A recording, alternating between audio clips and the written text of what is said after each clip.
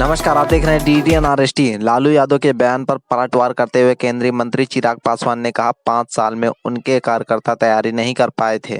परिणाम सबके सामने हैं। कितने सीटों पर लड़े और कितने सीटों पर जीत हासिल की, यह सभी आप जानते हैं। पेश एक रिपोर्ट। 5 साल में तो उनके कार्यकर्ता तैयारी कर नहीं पाए थे।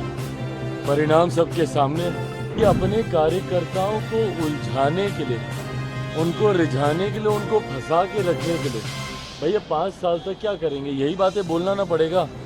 अभी अगस्त की डेट दी है, उसके बाद दिसंबर की देंगे, उसके बाद अगले साल की देंगे, फिर 1 साल की देंगे, फिर 1.5 साल की देंगे। करते करते अगला 5 साल इन लोगों को किसी तरीके से खींचना है। विपक्ष में जाते ही ठीक है, आप निभाइए भाई, विपक्ष की भूमिका आप निभाइए, पर सकारात्मक विपक्ष की भूमिका होनी चाहिए। 5 साल में तो उनके कार्यकर्ता तैयारी कर नहीं पाए थे। परिणाम सबके सामने, कितनी सीटें लड़े और कितनी जीते हैं ये सब जानते हैं। देखिए, अपने कार्यकर्ताओं को उलझाने के लिए, उनको रिझाने के लिए, उनको फंसा के रखने के लिए भैया 5 साल तक क्या करेंगे? यही बातें बोलना ना पड़ेगा। अब चुनाव हो रहा है, अभी अगस्त की डेट दी है, उसके बाद दिसंबर की देंगे, उसके बाद अगले साल की देंगे, फिर 1 साल की देंगे, फिर 1.5 साल की देंगे।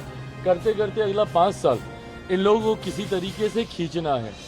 हकीकत है, और इस बात को मैं पूरी एनडीए के एक एक घटक दल के बिहाफ पर बोल सकता हूँ। जिस मजबूती से आज केंद्र में हमारे प्रधानमंत्री नरेंद्र मोदी जी के नेतृत्व में ये सरकार चल रही है, अगले 5 साल ये सरकार ना सिर्फ इसी मजबूती से अपना कार्यकाल पूरा करे, बल्कि इन 5 सालों में भी कई बड़े और कड़े फैसले प्रधानमंत्री जी के नेतृत्व में देश हित में लिए जाएंगे, जिसका मजबूती से समर्थन एनडीए का हर एक घटक दल करेगा। इस बात में अगर किसी के मन में 1% भी शंका है कि कोई भी एनडीए का घटक दल हमारे प्रधानमंत्री जी के नेतृत्व में कुछ भी आगे पीछे करने की सोच रखता है, तो इस बात को वो अपने मन से निकाल दे। सहज सबने प्रधानमंत्री जी के नेतृत्व स्वीकार किया है और उन्हीं के नेतृत्व में 5 साल ये सरकार मजबूती से अपना कार्यकाल पूरा करेगी। यादव लगातार बिहार में लॉ और ऑर्डर को लेकर सवाल खड़े कर रहे हैं कि 3 दिनों में 30-40 घटनाएं घट गई बिहार के अंदर। देखिए, मैं इस बात को सफाई इस बात से कतई नहीं दूंगा कि जब उनकी सरकार थी तो क्या होता था। बिहार में 90 का दशक जंगल राज के वजह से जाना इसीलिए क्या, क्योंकि इन लोग के सरकार में क्या होता था। दिक्कत यह है ना कि विपक्ष में जाते ही ठीक है, आप निभाइए भाई, विपक्ष की भूमिका आप निभाइए, पर सकारात्मक विपक्ष की भूमिका होनी चाहिए। आप एक ऐसी भूमिका निभाइए जहां पे लगे सरकार को कि विपक्ष भी साथ में मिलकर प्रदेश के हित की बात करता है। जब किसी बात का श्रेय लेने की बात आती है, नौकरी का श्रेय लेना होगा तो तुरंत आप हर मंच से खड़े होकर बोलिएगा। और जब पुल गिरने की बात आती है, हम लोगों ने तो भैया खड़े होकर नहीं बोला ना कि कौन सा पुल किसके कार्यकाल में बना था। हम लोगों ने तो जानकारी नहीं दी। ऐसा तो नहीं है कि भाई अभी जो 6 महीने पहले जो एनडीए की सरकार बनी है उसी में ही सारे पुलों का निर्माण हुआ। हम तो इस बात को सहज स्वीकार भी करते कि हमारी सरकार है भैया, जिम्मेदारी है हम लोग की। पर ऐसे में जब आप उंगली उठाते हैं तो आप ये भी तो देखिए कि आपके कार्यकाल में क्या होता था। बनिस्बत उसके चीज़ों को बहुत बेहतर किया गया है और आने वाले दिनों में बेहतर किया जाएगा। लॉ एंड ऑर्डर हम लोग के लिए भी चिंता का विषय है और हम लोगों ने भी इस बात के लिए मुख्यमंत्री जी से हम लोगों ने भी आग्रह किया है कि जिस तरीके से लॉ एंड ऑर्डर की का विषय है उस पर हम लोगों को चिंतित होकर कड़े कदम उठाने की ज़रूरत है।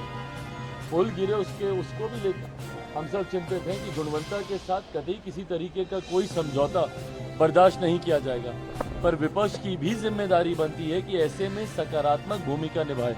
राहुल गांधी है वो आरोप लगाए थे कि रक्षा मंत्री पर कि अग्निवीर के शहीदों को मुआवजा नहीं मिला है। उस पर सेना के जवानों ने भी जवाब दिया है, ट्वीट किया कि नहीं उनको पैसा।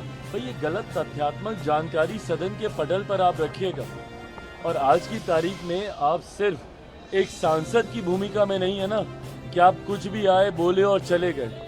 आज की तारीख में से एक संवैधानिक पद पर आप बैठे हुए हैं। एलओपी की पद की एक अपनी गंभीरता होती है और उसको गंभीरता से लिए जाना जरूरी है। उस दिन एलओपी के तौर पर जो उनका पहला संबोधन था उसमें तमाम गलत तथ्यात्मक जानकारियां उन्होंने सदन के पटल पर रखने का उन्होंने काम किया।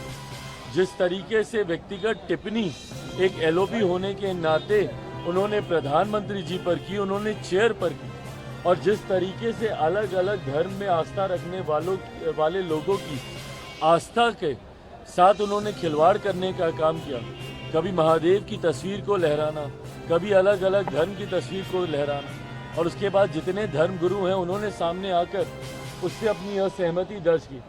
उसी क्रम में उन्होंने तमाम ये गलत तथ्यात्मक जानकारी रखी। जब उन्होंने अग्निवीर का जब उन्होंने जिक्र किया, उसी वक्त केंद्रीय रक्षा मंत्री आदरणीय राजनाथ सिंह जी ने खड़े होकर उस बात का खंडन करने का काम किया। पर दिक्कत यह है ना कि एक एलओपी होने के नाते अगर आप अपने पद की गरिमा को नहीं समझेंगे, अगर इस तरीके से हल्के में आप बयानबाजी करते रहेंगे, तो आप अपने पद की मर्यादा को कम करने का काम करेंगे।